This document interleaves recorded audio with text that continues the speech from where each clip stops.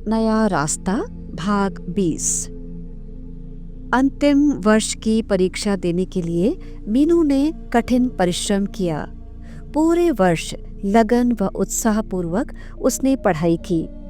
वार्षिक परीक्षा के सभी पेपर बहुत अच्छे हो गए थे। आज उसका अंतिम पेपर था। अंतिम पेपर देने के बाद जब मीनू परीक्षा कक्ष से बाहर आई तो उसे लगा कि मानो आज वह पूर्ण रूप से स्वतंत्र है।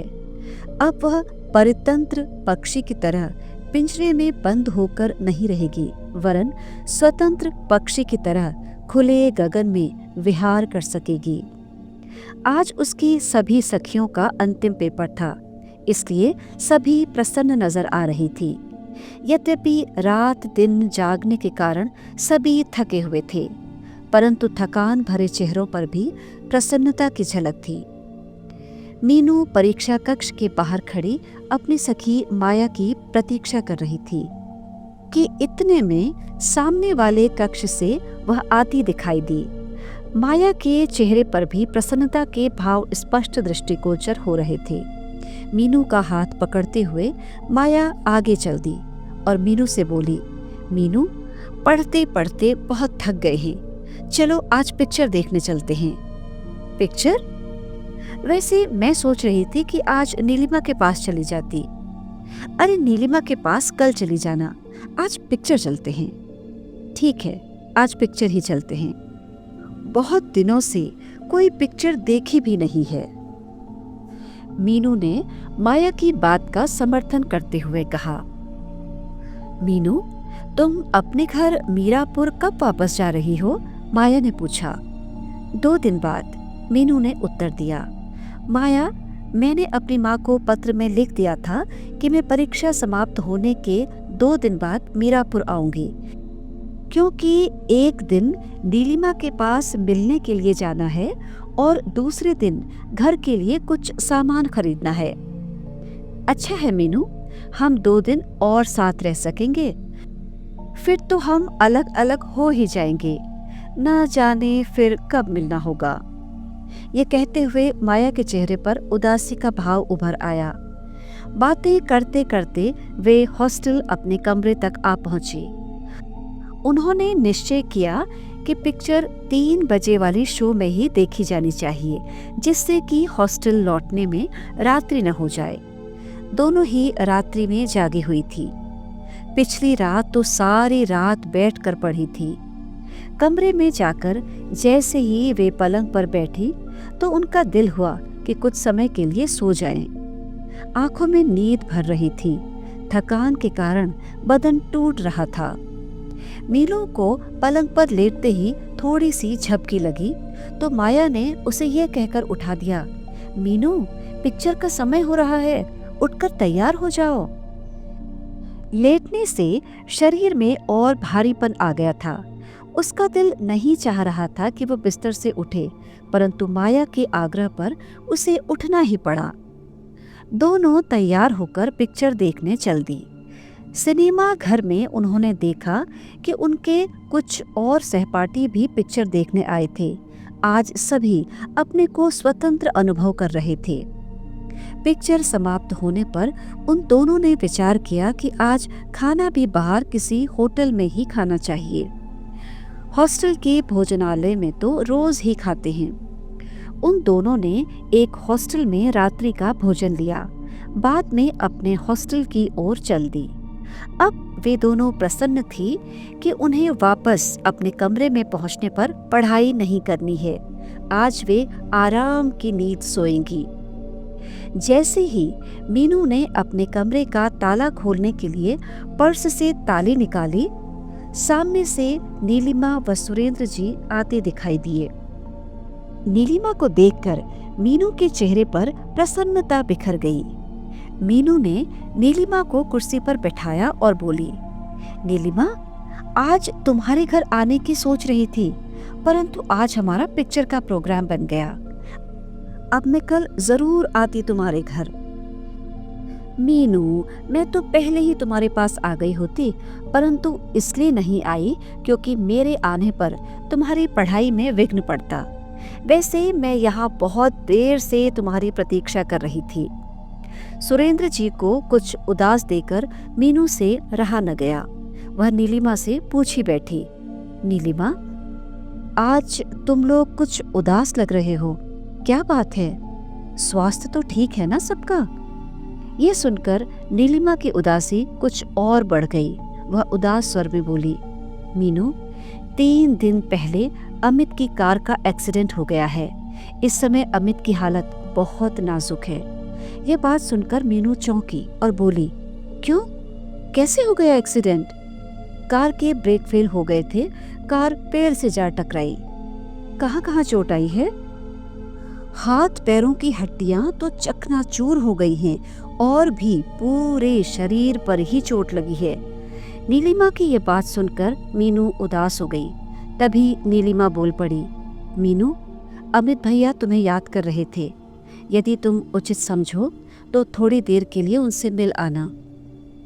कौन से अस्पताल में हैं? मीनू ने पूछा।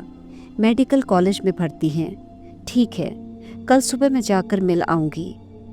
मीनू ने कुछ सोचते हुए कहा। कुछ समय बाद नीलिमा व उसके पति चले गए। माया पहले ही पूरी रात जागने के कारण थक कर सो गई थी।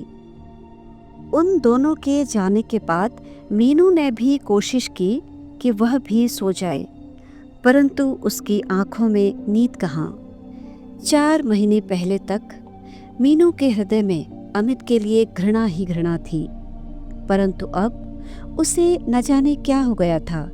उसके हृदय के एक कोने में अमित के लिए कुछ स्नेह भाव उत्पन्न हो गया था। तभी तो अमित के एक्सीडेंट के बारे में जानकर उसका दिल बेचैन हो उठा। जैसे ही मीनू सोने की कोशिश करती, उसकी आंखों के सामने अमित का वह चेहरा घूम जाता जो उससे कुछ कहने के लिए बेचैन था।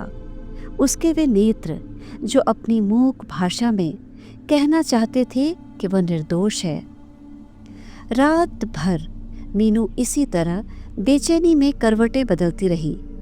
कभी झपकी लग जाती तो कभी चौंक कर आंखें खुलती और उसके सामने अमित का वह चेहरा घूम जाता। प्रातः होते ही वह तैयार होकर अमित से मिलने चली गई। मेडिकल कॉलेज पहुंचने पर उसे पता चला कि 10 बजे से पहले मरीजों से मिलना वर्जित है।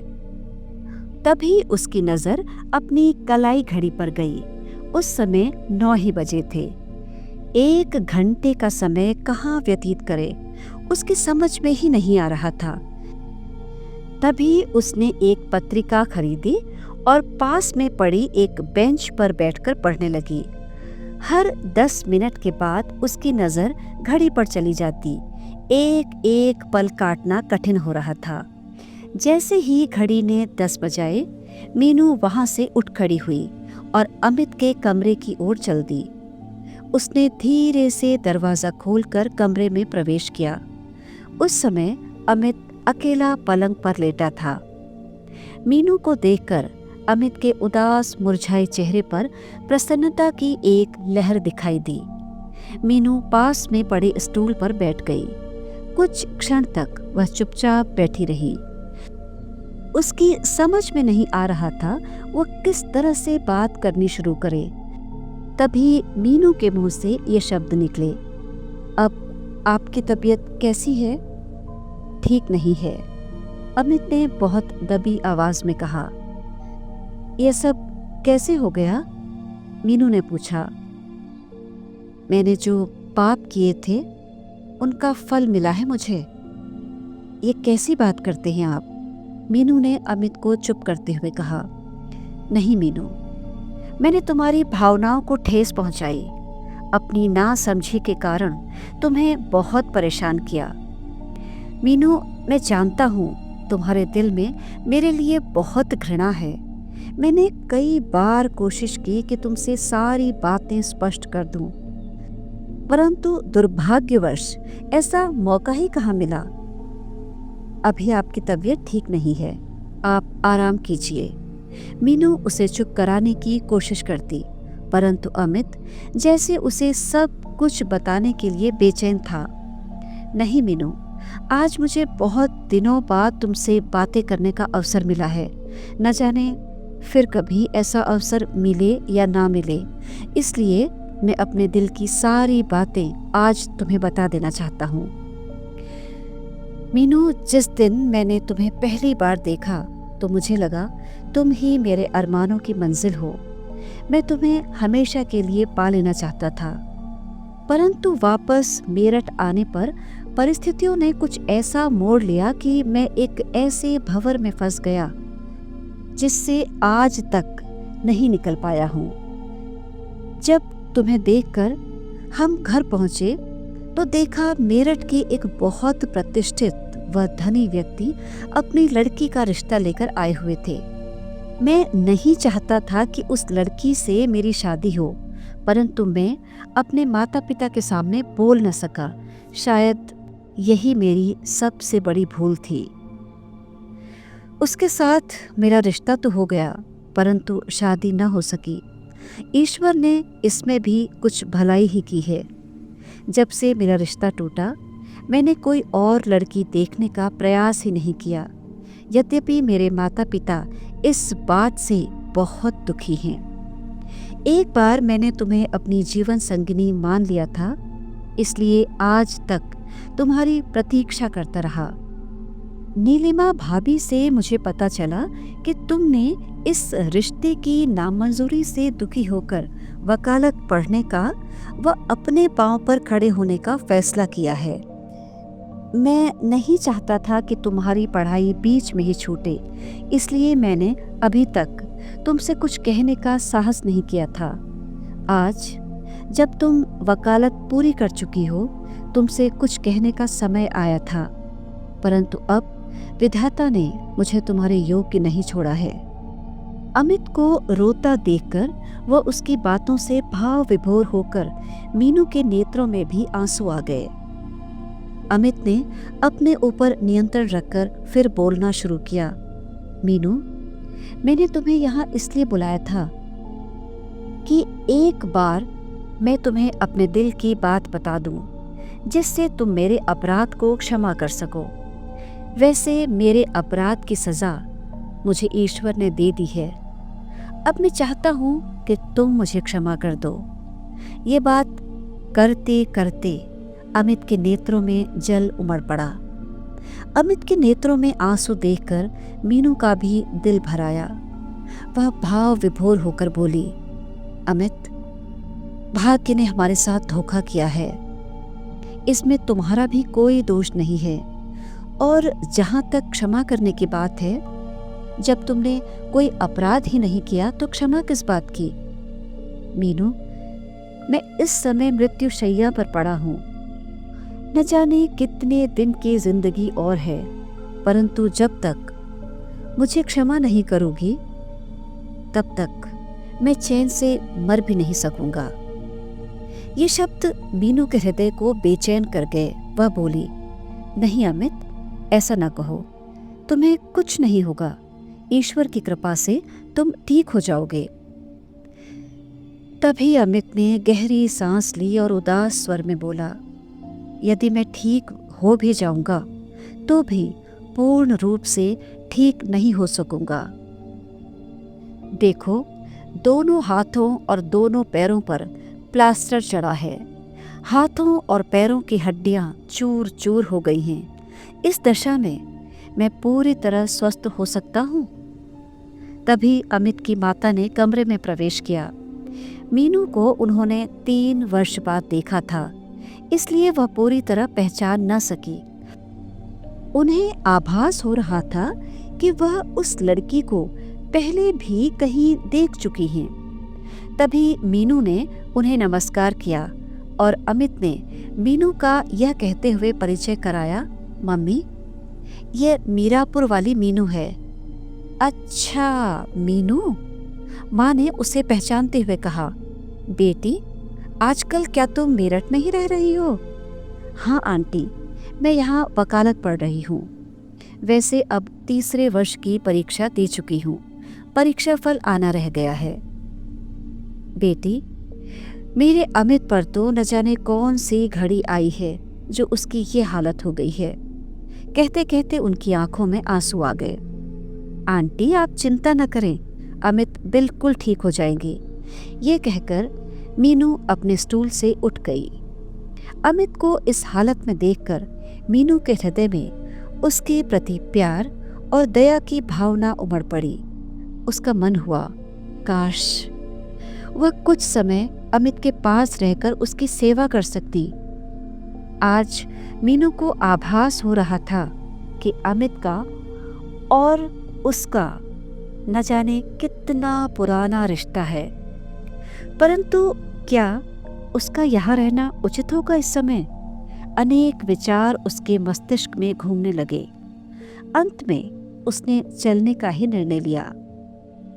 चलने के लिए वह जैसे ही खड़ी हुई, अमित का चेहरा उदास हो गया।